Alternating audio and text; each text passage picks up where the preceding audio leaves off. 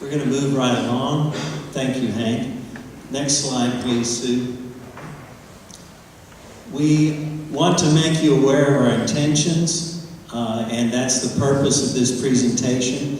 Our intentions about our assemblies, and we're going to, as has been mentioned, we're going to give you an opportunity to offer your comments if you have any questions. We've done that sometimes here in the large group. A lot of people might be more comfortable in a smaller setting. That's going to be across the way after our prayer session. We'll be over there. There's some the elders will be over there with us. And if you'd like to have some questions or comments that you'd offer, we'll be there waiting for you, and we'd love to hear from you. So that will be tonight, as soon as we're finished, across the way in the boardroom. And then next Sunday, we'll have two opportunities, because you might want to think about this for a while. There might be things that occur to you later. So next Sunday, we are going to do that again at the Activity Center on Sunday morning after the service there. Is that right, 10:30? That would be right, after the service there. And then next Sunday evening again here at 7:30 after our service here.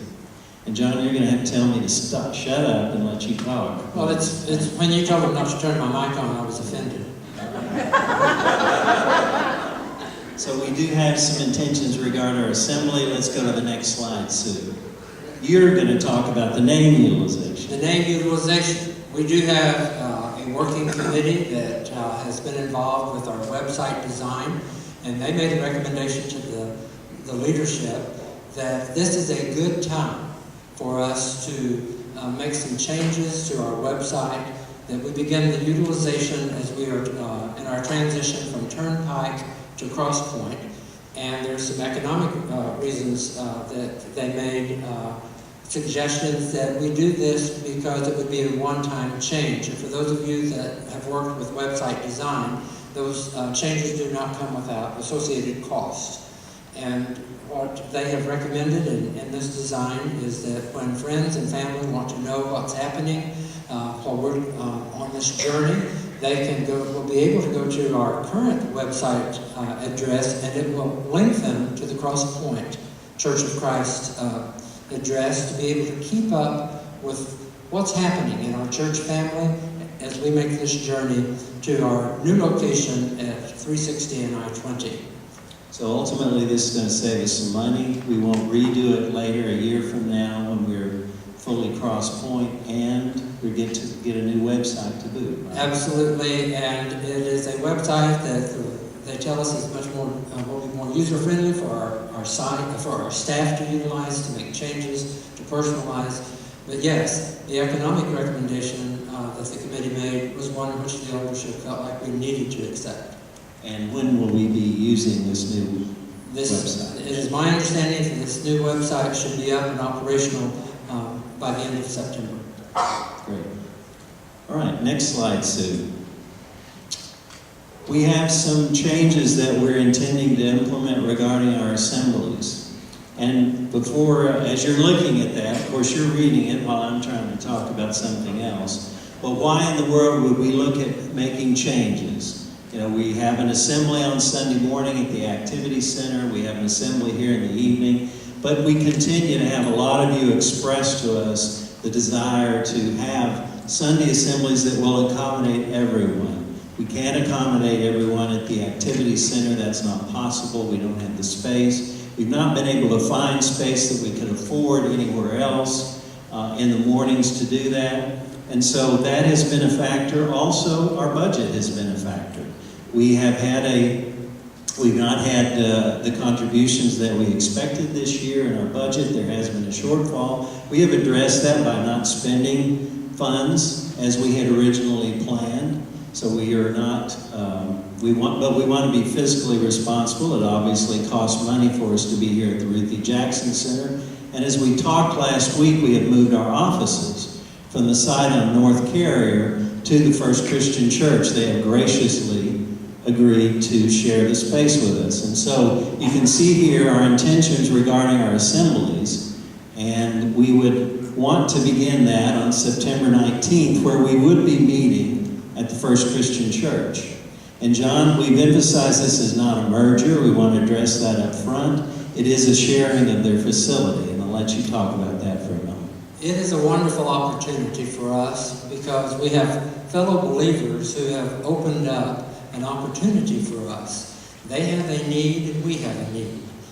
And we feel extremely blessed to have this opportunity afforded to us, not only because it's going to send a great message out across our community of our intentions to be in the spirit of cooperation as we are all believers in the Lord Jesus, but it is also a great opportunity for us to develop some ties with fellow believers in the community. Great. And as I said, there's been a multitude of reasons, but I think we all know that we have gone in some directions that we didn't expect to go. And when God's leading you, that's what happens.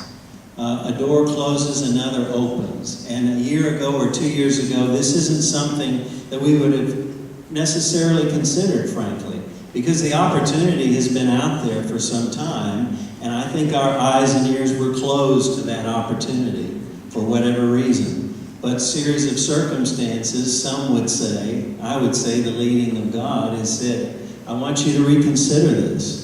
And we have reconsidered it. And this is our intention, and this is what we're proposing. The Activity Center service, as it's stated up here, would continue as it is today. It's successful and it's working just fine, and we want that to continue. And it is our intention then, with this plan, that our final meeting at Ruthie Jackson Center, RJC, would be here on September the 12th. Next slide, Sue, please. Why are we considering 2 assemblies, as you can read up here, on Sunday morning? It's simply space and accommodation.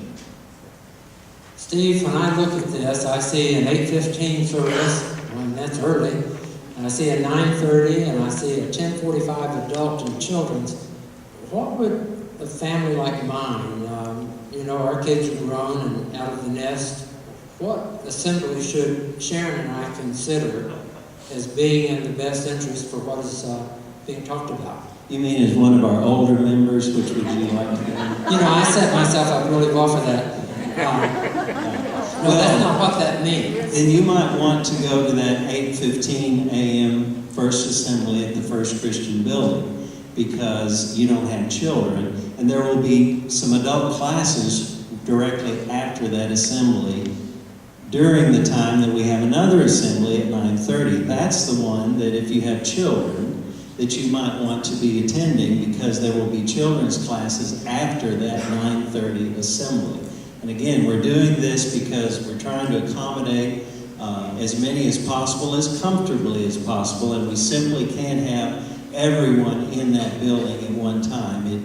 We don't believe it'll accommodate everybody comfortably.